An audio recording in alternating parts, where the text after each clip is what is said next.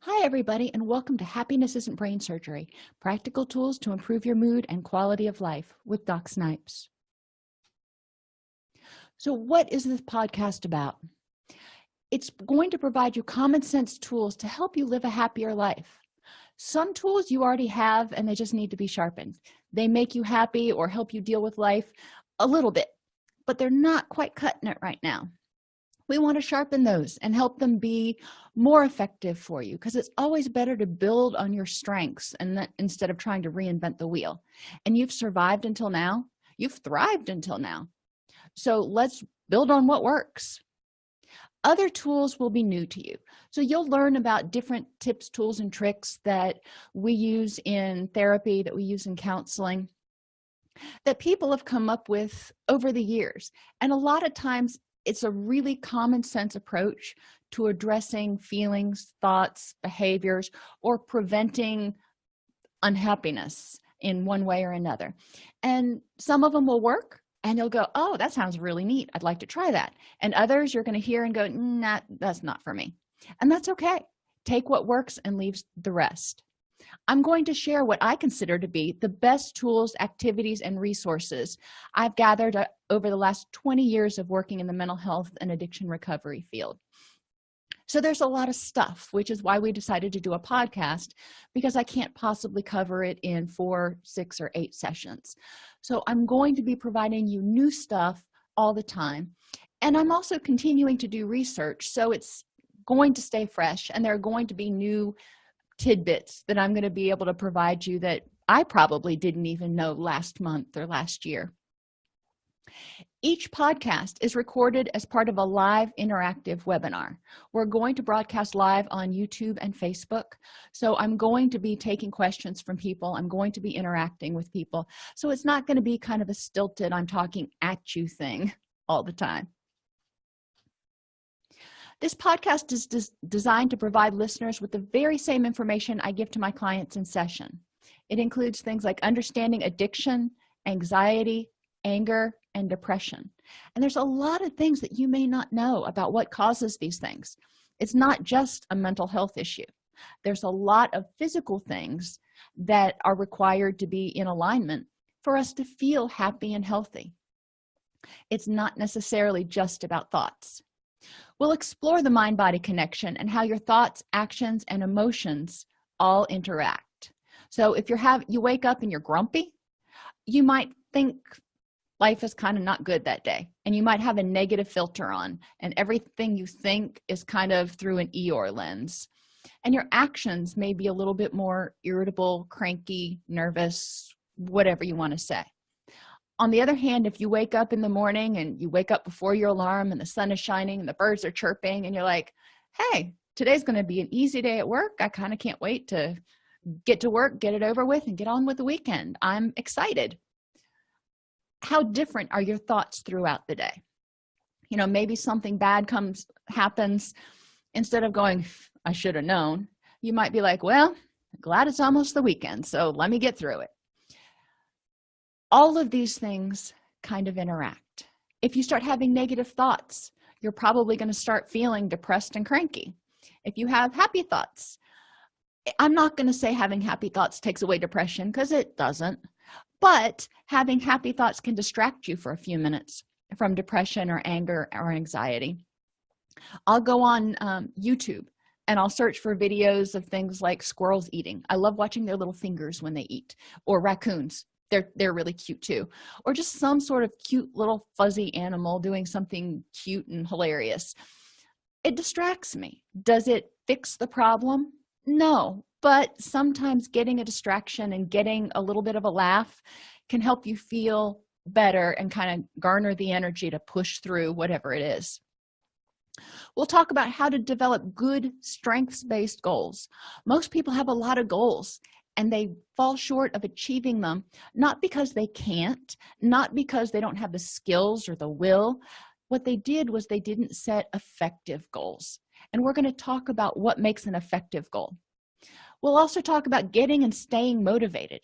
Have you ever set a goal and you had the best of intentions and you started out and you were going strong, and 2 or 3 weeks into it, you just kind of lost your steam? Well, that's motivation. And sometimes when we do things, it's uncomfortable. Change can be uncomfortable. So you're doing something, it gets uncomfortable, and you start going, is it worth the effort? And a lot of times the answer is no. So you go back to being the same. Sometimes you start doing a goal and the change is harder than you thought, or you don't have the tools that you needed. So we talk about different things that may inhibit motivation, different hurdles that may come up, and how to stay motivated and keep that momentum going. We'll talk about mindfulness and purposeful action. And mindfulness isn't always about meditation. Mindfulness just means being in the present moment and being aware. Try driving from work to home and staying in the present moment the whole time, noticing the cars that are around you, noticing the hawks on the power line, noticing the little birds that fly across the street in front of you. That's being mindful instead of always being in the future or in the past, being in the present and appreciating it. And purposeful action means choosing behaviors that are a good use of your energy. Finally, we'll talk about emotional interventions, emotion regulation, and distress tolerance, because a lot of people are probably listening to this podcast because they either are or have struggled with depression, anxiety, or anger. So we're going to talk about ways to intervene quickly there, but there's a lot more. We'll talk about physical interventions, including sleep, nutrition, exercise, and pain management. Remember how I talked about the mind-body connection earlier? Did you know, and you'll realize it when I say it, when you're in pain, it can affect your mood. I tend to be a grump when I'm in pain. I don't know about you, but I tend to be a little bit irritable, which can make it harder to focus. It can make a lot of things kind of spiral in a negative fashion. If you don't get enough sleep, your body is not allowed to rest and rebalance, so your neurotransmitters can get out of balance. Likewise, if you aren't getting enough sleep, you're kind of in this perpetual jet lag, foggy, bleh kind of thing, which I find very frustrating. And when you don't get enough sleep, some of your hormones in your body get out of whack, and that's not good. That's not good for anybody. Hormones that tell you when it's time to sleep, time to eat, time to stop eating, time to sleep, and other hormones that will affect how much serotonin or your happy chemical is available. So something as simple as sleep can have a huge impact on your mood and your thoughts and your productivity. Of course, we're going to talk about thought interventions because that's what most people think of when they think of counseling. We'll talk about things like silencing the inner critic. That's that heckler in the back of your mind that's always going, "You're so stupid. You can't do that." Well, we're going to learn how to shut him up. And we'll think about and talk about how to address unhelpful thinking patterns. Now, in cognitive behavioral therapy, sometimes they call them irrational thoughts or cognitive distortions. They are what they are. And at this point, if they're causing you distress, they're unhelpful. So instead of labeling them with something really ugly, let's just say, okay, this is an unhelpful way of thinking.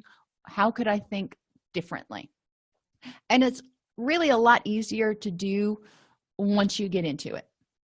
We'll also talk about social interventions. What's a healthy relationship? Do you have any idea? What do boundaries look like? If you grew up in a family that had an active person with an addiction in it, then you might have been taught that it's not safe to talk, trust, or feel. It's not safe to have your own emotions. Okay, we're going to talk about what that looks like, and we're going to talk about how to fix it. When you were growing up, if you did not get all of your developmental needs met, and sometimes it happens, not because you had bad parents, but just because they didn't know.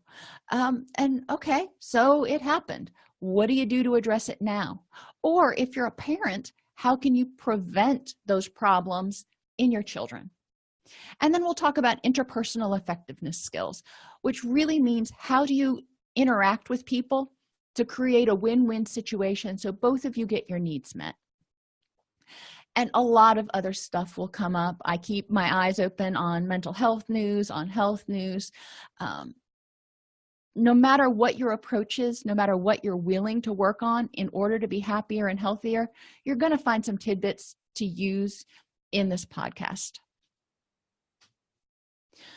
Membership at DocSnipes.com helps support the podcast and gives you access to additional premium content, including full-length video versions of the podcasts.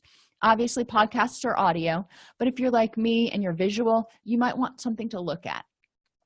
So the premium content includes the full-length video version, a detailed booklet for each podcast that reviews what was discussed in the podcast, and worksheets to help you implement it. Because I'll talk about different activities, but sometimes it's hard to translate what you hear into actually something to do. So on the website, I do provide worksheets so you can just print them out and fill them out. There are also additional members-only resources, including periodic times where only members will be able to chat with me, and we'll have a open discussion, and I'll answer questions to the best of my ability about anything that you might bring to the table pertaining to happiness and wellness, and discounts on individual consultation sessions with me. So if you have some set issues that you really want to talk about in depth, for an hour or for 30 minutes, you can certainly schedule a consultation session with me, and we'll go from there and see what I can do to help you achieve your goals. Each week, I will teach the same topic twice to accommodate schedule on the East Coast and on the West Coast, and everybody's schedule in between. So it will be taught at Tuesdays and Saturdays at 6:30 p.m. Eastern Standard Time. So that's 3:30 p.m. Pacific Standard Time. Trying to get where you're after work, maybe at the end of your day, or after you've already gotten dinner finished and all that kind of stuff. I am open to other times. If there's a time that works better for people, just let me know in the group. We will be live on Facebook, so you can join our Facebook group, and the link is right here. And we will be on YouTube live during each of these presentations, so you can subscribe to our YouTube channel at youtube.com/allceuseducation, and you'll be notified when we're going live through that. Happiness Isn't Brain Surgery podcast launch March 7th, 2017.